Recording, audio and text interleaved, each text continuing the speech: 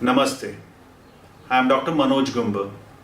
Today I will be discussing about living with corona, the need of the hour. We are all in the middle of an epidemic because of this coronavirus. And the most common question asked in this corona times is, after lockdown, can we go back to our normal life and do routine activities? The answer is no. Because corona infection will continue to be an issue for 6 months to 1 year approximately. Now again, if you ask me, after lockdown, can we go back to our new normal life and do necessary activities? This time, the answer will be yes. But obviously, we'll have to learn to live and work with corona around us. You and me are all surrounded by coronavirus, and the margin of error is very narrow. This fight against coronavirus between human beings and virus, who is going to win? The winner will be alertness level. As corona is alert 24/7 by probably 365 days. But if you and me remain alert 100%, corona will not win. But because of our laziness or tiredness, if we do not take precautions properly, the virus may win. So all preventive and protective measures should be taken to minimize the risk. Before I tell you about the preventive and precautionary measures, I'd like to tell you about what is coronavirus, what is the new normal, what is the change required at home and at office, and I'll discuss about mobile hygiene and COVID, and oral hygiene and COVID, and obviously I like to tell you something about which will strengthen the pillar, that is the mental health, to fight against this coronavirus. Obviously, when we learn to live with coronavirus, we can always work with coronavirus. Now, regarding symptoms of COVID infection, the most common presentation in 70 to 80% of the patients will be asymptomatic. And the most common symptom will be fever and cough. Patient do present with shortness of breath and complaints of excessive fatigue. And patient can present with just headache, sore throat, diarrhea, and CV stroke. Now, how to differentiate COVID from routine flu? As such, there are no specific clinical features that yet can reliably tell you this is COVID and this is flu. But loss of taste and smell are present in 30 to 50% of the cases of COVID, and this is very specific for COVID. Another symptom that can differentiate is development of breathlessness. But this symptom of breathlessness occurs 7 to 8 days after the onset of symptoms of COVID. So this should not be taken as a differentiating point between COVID and flu. Now, when to suspect COVID? In this epidemic, the classical definition has to be forgotten. Any person who presents with cough, fever, and if you add shortness of breath to these symptoms, then definitely the patient should be tested for COVID-19. By classical definition, he should have a history of travel or a residence in an area reporting high local transmission of COVID-19 disease during the 14 days prior to the onset of symptoms. And next is, if any healthcare worker who is a corona warrior right now develops symptoms, that person has to be tested for COVID-19. Now, what is contact? Suspect was a person who already had symptoms. Contact is a person who is absolutely normal, but he is a person living in the same household as COVID-19 case. A person having a direct physical contact with the COVID-19 case or his or her infectious secretions without recommended PPE or with a possible breach of PPE. A contact is also a person who was in a close environment or had face-to-face contact with a COVID-19 case at a distance of less than 2 meters. Now, regarding the size of the virus, the droplet and aerosol. Whenever we speak, cough or sneeze, particles come out of our mouth and nose. If the size of the particles is less than 10 micron, it is called aerosols. And if more than 10 microns, they are called droplets. The size is very important because it decides how much the particle is going to travel. A droplet cannot travel beyond 2 meters, while an aerosol can travel up to 10 meters. Along with the particles, along with the droplets or aerosols, in an infected person comes out the virus. The size of the virus is just 0.06 to 0.14 micron. The size is important because this decides how many hours the particle will remain in the air. If it takes the form of an aerosol, it can be suspended in air for 3 hours. And if the particles take the size of a droplet, it cannot travel beyond 2 meters. Now, regarding the viability of the virus. Low temperature and low humidity favors the viability of the virus. Overall, the survival of the virus in aerosols is 3 hours.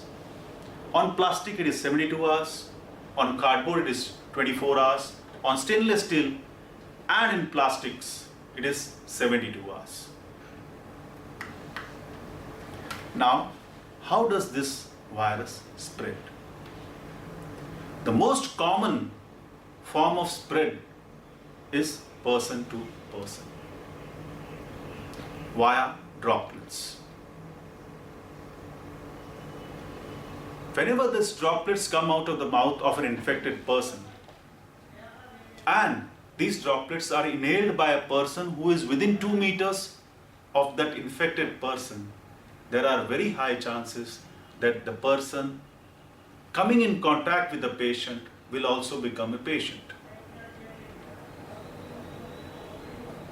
The virus cannot multiply of its own. He needs a host to multiply, and it enters into the body of human beings via ACE receptors. These ACE receptors are present in the nose and the nasopharynx. And that is the reason the transmission is more via droplets and not via aerosols. The next form of transmission is the droplets coming out from a patient's mouth or nose contaminate any surface, and if this infected surface is touched by another person who then touches his face or mouth, then the virus can go and multiply in the nasopharynx and this transmission of the disease can be increased. But I'll again say that majority of the transmission is via person to person, via the droplets. But one more form of transmission, especially in hospitals, is via aerosols. Usually these aerosols get generated during certain hospital procedures like intubation, chest compression, suction, bronchoscopy, upper GI scopy, but they can be generated at home also. Even while speaking, coughing and sneezing, almost like 50% of the particles are aerosols. And this increase if you speak while eating, if you have a loud laugh, and if you do forceful breathing exercises. Now, a patient is most infected 3 days before the appearance of symptoms, and he can transmit disease mostly 7 days after the appearance of symptoms. And is most infective 1 day prior to the onset of symptoms. And the disease can be transmitted by asymptomatic carriers too. But majority of the disease occurs via patients only, and especially sick patients admitted in the hospital are very infectious, and that is the reason the healthcare workers are prone to get infected. Now, by this time, we all know that 70 to 80% of the patients will be asymptomatic. 10 to 15% patients will have major complications or moderate complications, and around 3 to 5% patients will expire. The factors deciding the outcome of COVID are, the risk factors are age more than 65 years, presence of comorbidities like diabetes, hypertension, IHD, that is heart disease, chronic kidney disease, obesity, cancer. All these comorbidities not only increase the chances of infection, but they increase the chances of complications too. In case of transplanted patients who are on immunosuppression, the quantum required to produce a symptomatic infection is very less, and the chances of complications are also very high. Similarly, in case of healthcare professionals, just because they have to deal with sick patients, the quantum of exposure is more, they have a recurrent exposure, and that is the reason healthcare workers are prone to get infected. Coronavirus for the first time has infected human beings. So as such, nobody has an immunity against the virus unless he or she gets an asymptomatic or a symptomatic infection. But still, due to our policy of BCG vaccination at birth, Indians have a better natural killer cell activity as compared to countries who have abolished this BCG vaccination. And that is the reason, if you see, the number of deaths expected in India and the number of complications expected are still less than what we had expected. Next is exposure. Both the quantum of exposure and the recurrent exposure to the virus is also important factor, whether you will have symptomatic infection as well as whether you will have a complicated infection. Now we have already crossed the stage 1 and stage 2, that is the persons who have, stage 1 is a person in which only those persons who have traveled to a foreign countries get infected. Stage 2 is a person who comes in contact with these persons who have traveled. We have crossed these two stages and we are in a stage of community transmission. That means we do not know actually who is infected, who is not infected. But as far as taking precautions is concerned, I will suggest that you look in a way that everybody is infected and I have to take the precautions in a manner which I should take, believing that everybody is infected. Now regarding the medical tests, RT-PCR is the gold standard for detection of coronavirus. There are other tests also, but the sensitivity and specificity of RT-PCR is better as compared to other tests. RT-PCR should be done 5 days after you come in a contact with a person or at the time when you develop symptoms of COVID. 2 samples are taken, one from the nose and one from the nasopharynx. And the sensitivity of RT-PCR is 70%. That means still 30% of the patients suffering from coronavirus will not be detected by even RT-PCR. And for this reason only, either you can straight away go to a CT thorax, HR CT thorax, or repeat an RT-PCR after 3 days. If 2 samples taken 3 days apart are negative, then only you should say that the person is COVID negative. HRCT thorax is a good modality. In fact, the sensitivity is even better than RT-PCR, but it lacks specificity. The usual duration of an RT-PCR test is around 6 hours to 24 hours. In case of emergency cases, when you don't have time to wait to the results of an RT-PCR test, you can very well go ahead with an HRCT thorax, which is almost 95 to 97% sensitive. The serological tests are to detect IgG and IgM antibodies against the virus. Detection of IgG and IgM are usually not used to detect whether the patient is infective or not.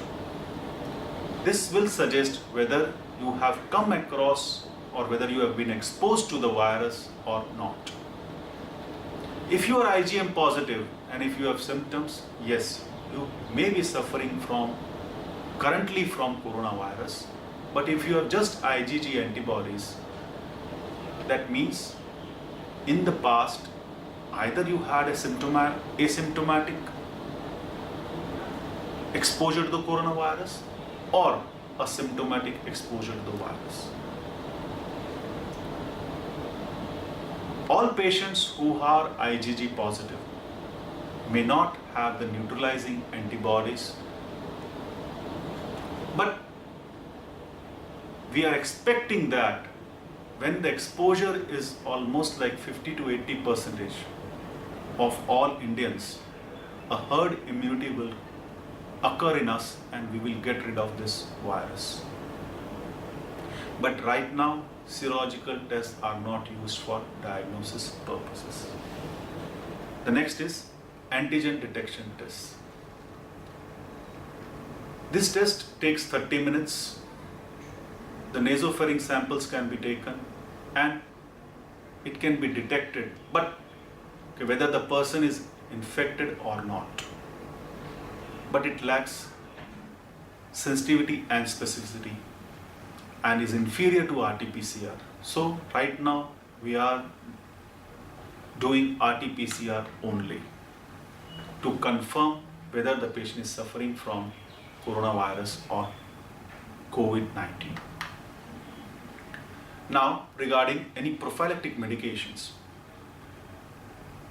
we have one hydroxychloroquine as prophylaxis. This is a very good drug for pre-exposure prophylaxis. But obviously, it should be taken under the supervision of a physician or a cardiologist.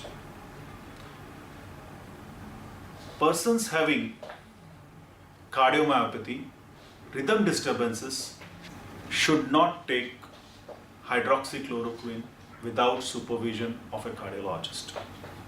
And we should always keep in mind the drug interactions with hydroxychloroquine. Patients on immunosuppression, that is tacrolimus or cyclosporin, and patients of persons taking HCQ should not take azithromycin, because this will prolong, QT prolongation will be there, and there will be a chance of cardiac problems. To summarize, hydroxychloroquine is a good drug provided it is taken under the supervision of a cardiologist or a physician.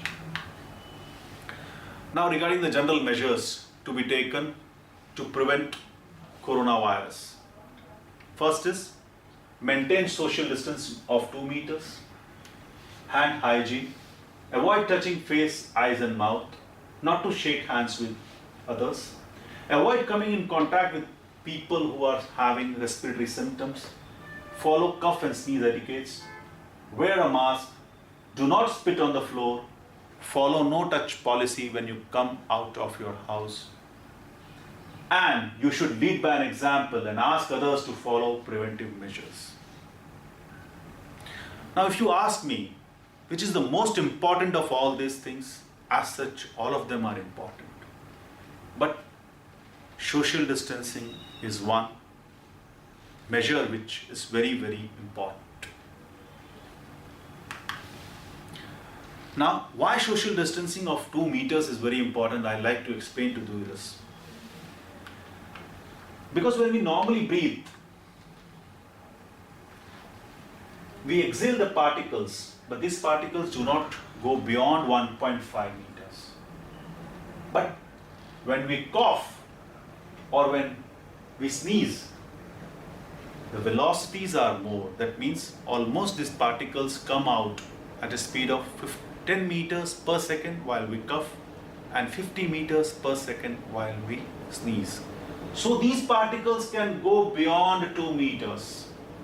And that is the reason, even if you maintain a social distance of 2 meters, you should wear a mask. Because you do not know the person standing within 2 meters of distance can sneeze or cough anytime. So you should be wearing a mask even you maintain a social distancing of 2 meters. This is what is the benefit of, this slide shows the benefit of using a social distancing and mask together. Now, as such, the curve of an epidemic is like this. But if you use social distancing and mask, it's almost like the curve will become like this. That means precautions together, social distancing and mask, can reduce the transmission by almost 50%. Now, regarding the structure and susceptibility of the virus, this virus has spicules on it which are sticky in nature, and they stick to the crevices of our hands. That is the reason we need a foamy layer to eradicate them, and at the same time soap destroys this lipid layer. And as far as susceptibility is concerned, the viruses which are having lipid layers, they are not very much resistant to any chemical methods. So only soap and water and a sanitizer which contains 70% alcohol is sufficient to destroy this virus. The next precaution is follow hand hygiene strictly. WHO has given the highest importance to hand hygiene of all universal precautions. In case of coronavirus, you are supposed to wash hands with soap and water for 20 seconds. And if soap and water is not available, use a hand sanitizer with 70% alcohol. If hands are visibly soiled or dirty, better use soap and water. Avoid alcohol-based sanitizers just before working with electrical appliances and gas stove. And my request is follow hand hygiene strictly and keep the duration in mind. Just keep in mind the picture of this slide. This is a dirty hand. If you just wash it with soap water for 6 seconds, practically 60 to 70% of the dirt is still there. But if you use soap even for 6 seconds, then obviously 50% of the dirt is gone. But we want the 100% result. So when we use soap and water for 20 seconds, practically your hands are sanitized completely.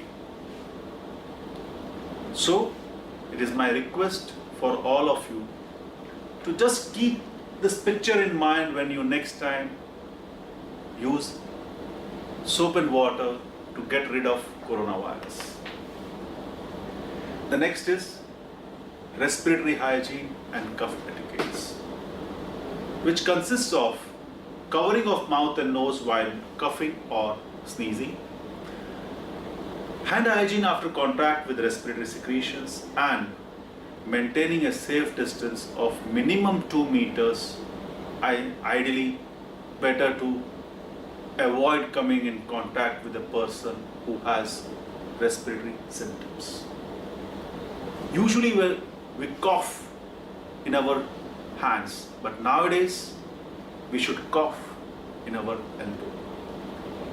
And in case you cough in your hands, better use a paper napkin or immediately sanitize your hands after you cough or sneeze in your hands. Looking at this slide, I remember one story. In fact, everybody must have heard this story, but let me revise it. There was an old farmer who had 5 sons, and these sons were constantly fighting with each other. And the farmer was worried, what will happen to my sons if they fight like this? So one day he decided to teach them a lesson. He gave a stick to each of them and asked them to break it. And in fact, each one of them was able to break the stick. Now, the farmer asked to take a bundle of 10 sticks together and break them. None of the sons was able to break it. Similarly, friends, if we take one precaution of social distancing and do not use mask, do not follow respiratory etiquettes or cough etiquettes, then there are good number of chances that corona may win. But if we follow all of them, social distancing, sanitization, wearing a mask, not to shake hands, not to hug each other, then corona will not win against us. Similarly, all of us, Hindus, Muslims, Sikh, Parsis, Christians, should come together to fight against this coronavirus.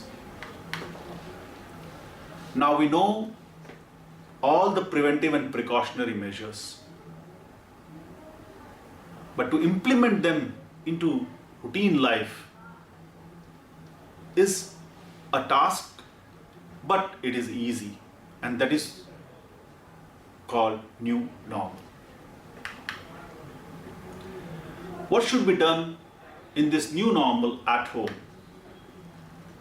Do not use a mask unless somebody is infected at home. A helper coming to your house, allow her or him, but maintain distance. Check his temperature or at least ask about the symptoms of COVID. Immediately when they enter the house, ask them to hand wash with soap and water, and use of mask is must for them. Preferably order online, and while receiving deliveries online, deliver them outside the house.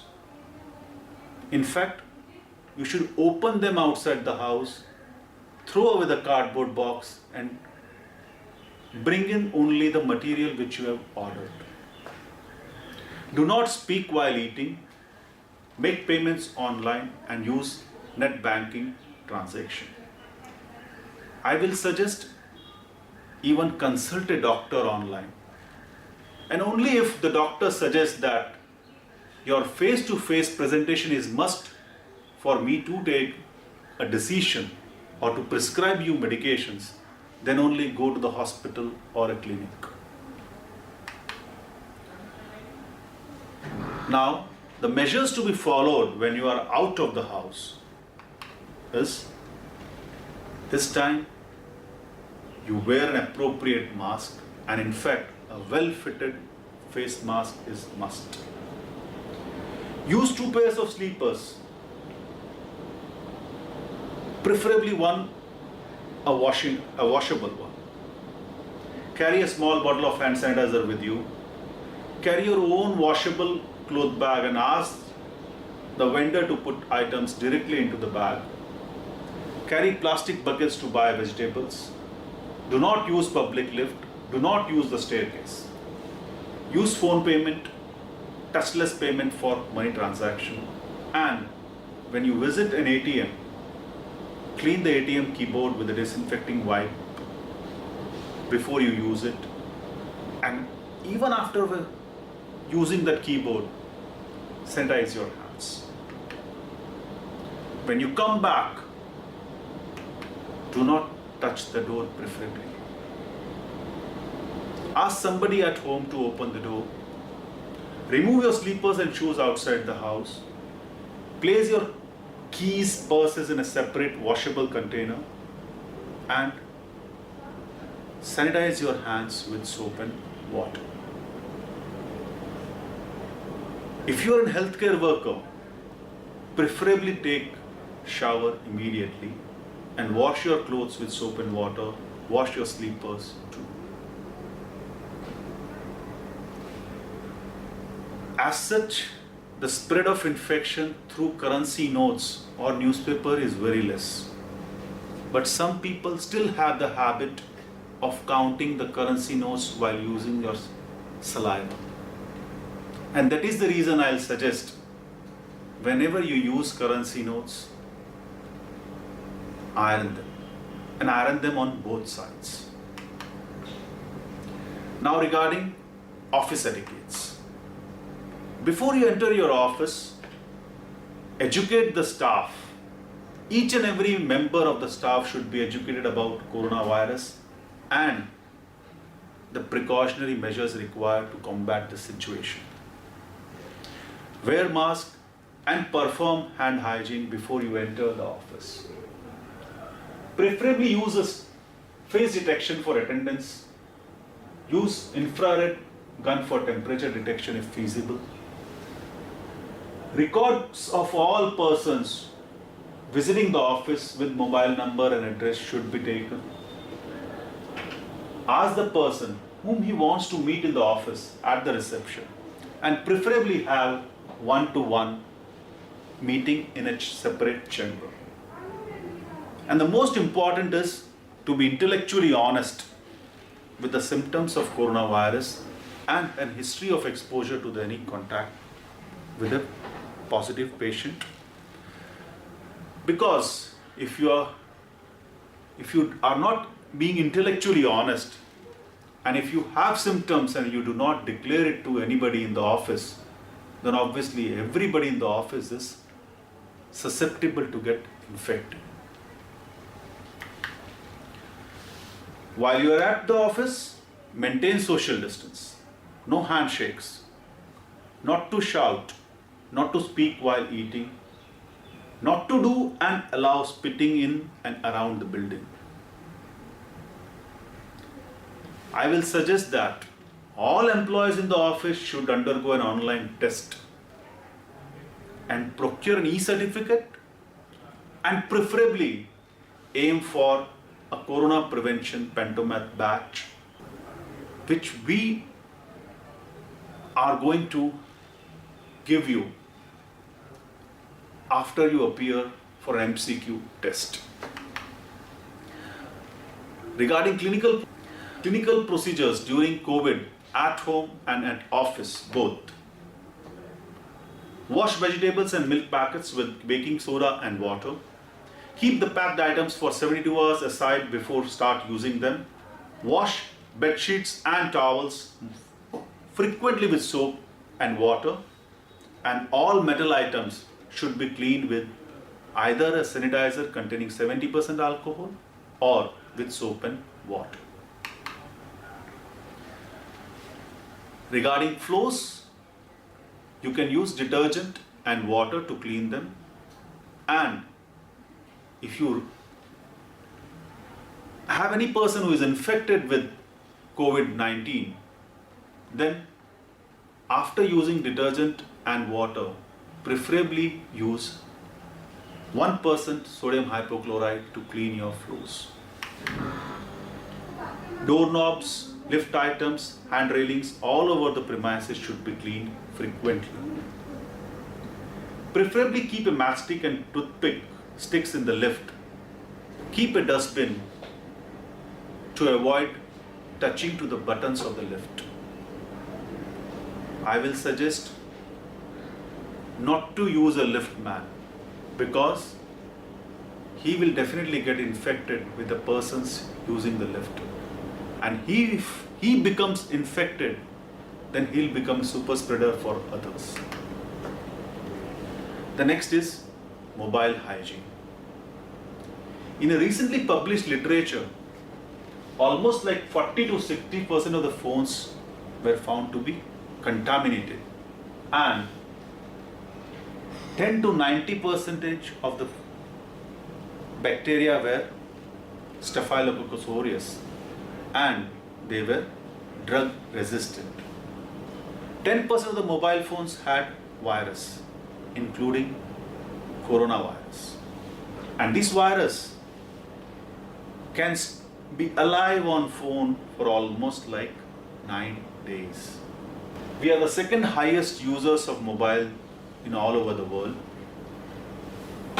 and they are one of the most highly touched surfaces and a unique surface also, because it comes directly in contact with the face or mouth even if hands are properly washed and clean. Now, what is the solution? Use disposable or washable transparent polythene mobile phone covers. Use headphones or headsets, and not to share your mobile phones, headsets and headphones. Now regarding oral hygiene and COVID-19. Toothbrush can harbor bacteria, blood and corona. Poor oral hygiene can spread contagious disease like COVID. One should replace the toothbrush every 3 months, but during corona times, replace them more often, as worn out toothbrush may be more infectious. The next question is, are gargles effective in eliminating coronavirus? Let us see. Saline gargles soothe a sore throat, help in flushing of oral cavity, but they cannot stop virus entering into the respiratory tract. Listerine gargles kills 99.9% of the germs, but the germs causing plaque, bad breath and gingivitis only.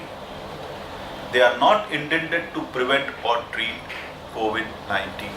Gargles containing povidone iodine are effective against both bacteria and virus. The most versatile oral gargle is Colgate peroxide containing 1.5% hydrogen peroxide.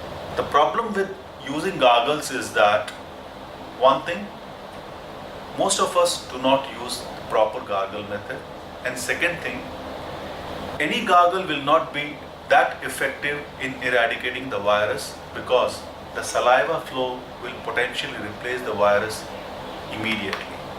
Just to show that the Listerine gargles are not effective against the coronavirus, the betadine gargles are effective, and the most effective is Colgate peroxide.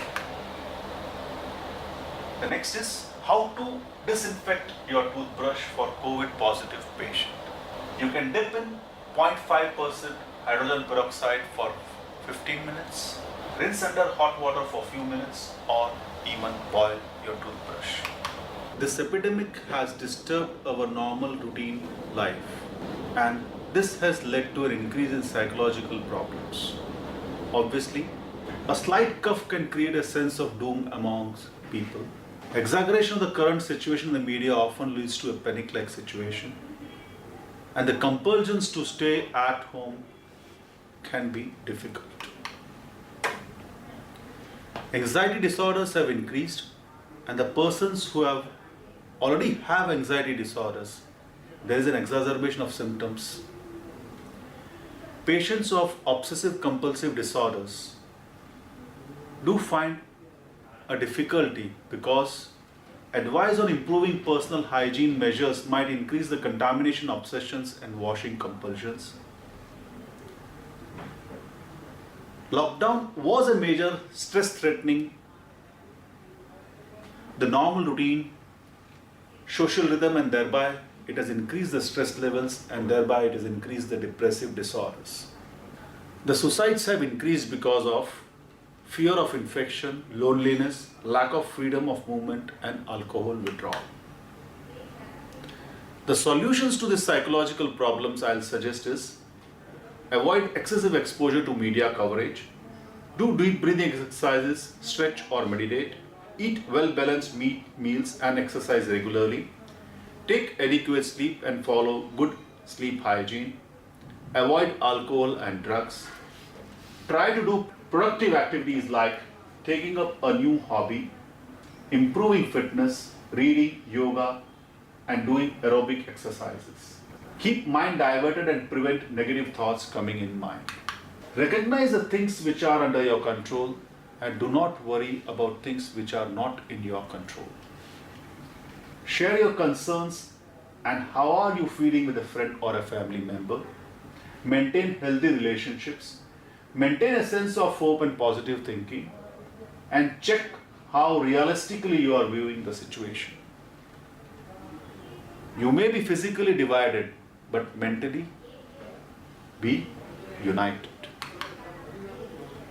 Say no to alcohol. Alcohol helps to cope with stress is a misconception. It is known to increase the symptoms of panic and anxiety disorders, depression, and domestic violence. It weakens the immune system and reduces the ability to cope up with infectious diseases. And in fact, heavy use of alcohol increases the risk of ARDS, one of the most severe complications of COVID-19. To summarize how to maintain or optimize your mental health, I'll suggest sleep for 7 to 8 hours, eat balanced diet, maintain hydration, avoid alcohol, stay in touch with others through digital media, thank God and meditate, have patience, stay positive, enjoy music, watch movies, read books, and stay away from COVID media. Many people ask me what to eat to increase your immunity.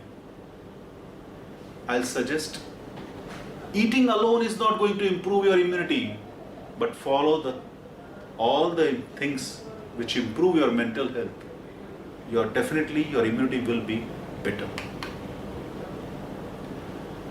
Kids are at home for the last 3 months and probably they will remain for the next 3 months.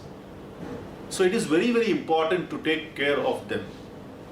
Provide your child with clear information about the pandemic in order to reduce anxiety and fear. Limit the use of social media and news. Family time and activities should be given a priority. Involve them in a household chores like cooking, cleaning, gardening, serving food, cleaning utensils. Allow them to be in touch with friends or classmates through phone or online media. Teach them social distancing, hand hygiene, self-hygiene practices, but obviously leading by an example. Engage them in activities like crafts from waste papers, dancing, singing, board games. Make a daily timetable and ask the child to follow it regularly. Schedule the study hours preferably during the school timings. Engage your child in some physical activities and exercise with the help of online videos. Keep children close to their parents or caregivers. If there is a need to be separated, make sure that you have a regular communication with them. And encourage your child to learn some new activity daily. Now, regarding elderly people. Elderly population or elderly people are at high risk for COVID.